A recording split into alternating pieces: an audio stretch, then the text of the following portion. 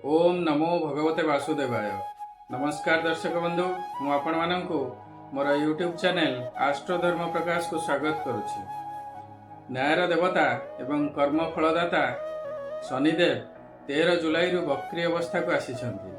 Actually देखिबा गले शनिदेव आमर कर्म को कंट्रोल करंती एवं आम कर्मर फल दियंती। शनिदेव जेतेबेले बक्री हुअंती सेतेबेले आमकु आम कर्मर सबुठारु अधिक प्रभाव देखिबा पड़िथाय। ए हेउची सही समय जेतेबेले भल कर्मर बहुत भल फल प्राप्ति हुए एवं खराब कर्मर बहुत खराब फल प्राप्ति हुए। शनिंकर यही बक्री चलन प्राय 4 मास 15 दिन रहिबो। बक्री अवस्था शनिदेवकर चेष्टा बल वृद्धि होइथाय एवं जेउ स्थान रे थांती से स्थान 3 गुण अधिक फल प्रदान करती एवं ता सहित से स्थान पूर्ववर्ती स्थान मध्य फल प्रदान करिथांती। शनिदेव कर्मर देवता होइथिबारु वर्तमान समय आपण को निजर कर्म सहित संपूर्ण भाव में इनवॉल्व होई हृदय मन एवं वचनर सहित कर्म कले 3 गुण उत्तम फल प्राप्ति हेब। आसंतु जानिबा शनिदेवंकर यही बक्री चलन मिथुन राशि व्यक्ति कौन प्रभाव पकाइब। 29 मार्च 2025 दिन शनिदेव कुंभ राशि मीन राशि को चलन करथिले, अर्थात मिथुन राशि 10म भाव को चलन करथिले। मात्र 3 मास 15 दिन बा 105 दिन पर जुलाई 13 तारिख दिन शनिदेव बक्री चलन करथिले। 10म स्थान कर्मर स्थान, जॉब बा कैरियर स्थान। 10म शनि अत्यंत शुभ अटंती। शनिदेव जे कि कर्म फलदाता बा कर्मर देवता आपणकर कर्म भाव में अवस्थान करिसंती। तेणु गत 3 मास मध्य आपणकर कर्म क्षेत्र में किछिटा उन्नति होइथिबो। सहकर्मी सहित संपर्क रे उन्नति, बॉस सहित संपर्क रे सुधार, ऑफिस रे प्रमोशन एवं इंक्रीमेंट इत्यादि मिथुन राशि प्रत्येक व्यक्ति अल्पे बहुते उपलब्धि करि सारिथिबे।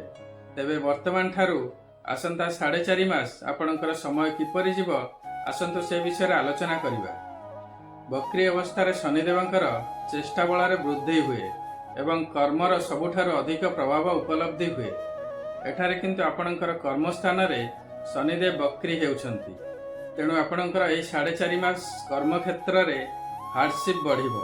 आपणकर चेष्टा बा एफर्ट्स को बहुत बढ़ाइबा को पड़िबो। जहाँ भी चैलेंज आसीबो ताकू पॉजिटिवली नहीं फुल डेडिकेशन रो सहित आपण करिवे। देखिबे निज टार्गेट रो 3 गुण फल प्राप्ति हेबो। जे कार्य बंद पड़िथिबो बा डिले हेउथिबो ता मध्य वर्तमान संपूर्ण हेबो। मात्र आपणको निष्ठार सहित कार्य करिया को पड़िबो। कर्मर अर्थ नुहे केवल चाकरी बा कैरियर। आपण जहाँ भी कार्य करने को इच्छा करिथिबे बा आरंभ करी असफल होइथिबे वर्तमान से समस्त कार्य संपूर्ण हेबो। शनिदेवंकर प्रथम दृष्टि आपणकर द्वादश स्थान को रहुछि। मिथुन राशि शनिदेव जोगकारक अटंती। तेणु शनिकर शुभ दृष्टि आपणकर द्वादश स्थान को जेतेबेले पड़िबो विदेश संबंधी कार्य यथा जदि विदेश रे बा विदेशी संस्था रे कार्य करूछंती, जदि इंपोर्ट एक्सपोर्ट बिजनेस करूछंती बा जदि विदेशी संस्था रे इन्वेस्टमेंट करूछंती तेबे स्थिति रे सुधार आसीबो। शर्त हेउछि आपणको निष्ठार सहित परिश्रम करियाको पड़िबो। वर्तमान आपणकर व्यय बढ़िबार प्रबल संभावना रहिबो। चेष्टा करंतु नियमित भावे दरिद्र श्रमजीवी एवं सफाई कर्मचारी मानकु निजर सामर्थ्य अनुसार किछि किछि दान करिबाकु देखिबे अपव्यय निश्चय कमिबो। शनिकर द्वितीय दृष्टि आपणकर चतुर्थ स्थान को पड़ुछि। जदि प्रॉपर्टी रिलेटेड कार्य रे विलंब हेउछि बा गृह कार्य रे विलंब हेउछि तबे सेथिरे सुधार निश्चय आसीबो। आपण जानवाहन जदि क्रय करिबाकु चाहुथबे मात्र बारंबार सेथिरे विलंब हेउथिबो तबे वर्तमान चेष्टा करंतु निश्चय जानवाहन प्राप्ति हेबो। मातांक स्वास्थ्य रे सुधार आसीबो। मातांक पई टिके समय दियंतु।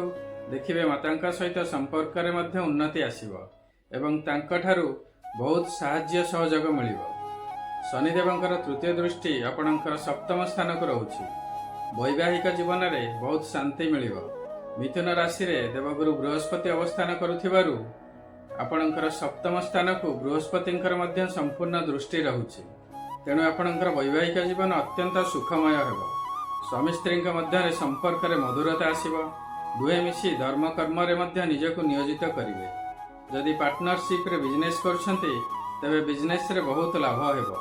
जदि आपणकर जीवन साथी आपणकर बिजनेस पार्टनर होइथिबे तेबे अत्यंत शुभ हेबो। आपणकर सप्तम स्थान को देवगुरु बृहस्पतिंकर संपूर्ण दृष्टि अछि एवं शनिदेवंकर मध्य दृष्टि रहउछि। तेणु वर्तमान मिथुन राशि व्यक्ति माने जदि विवाह पई प्लान करथिबे बा चेष्टा करिवे यह बहुत शुभ समय हेबो।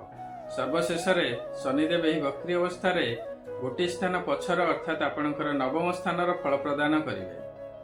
नवम स्थान भाग्यर स्थान, धर्मर स्थान, पितांकर स्थान, दूरयात्रार स्थान एवं हायर एजुकेशन स्थान। कुआ जाए पिता थिले पुत्र सभारे हारेना।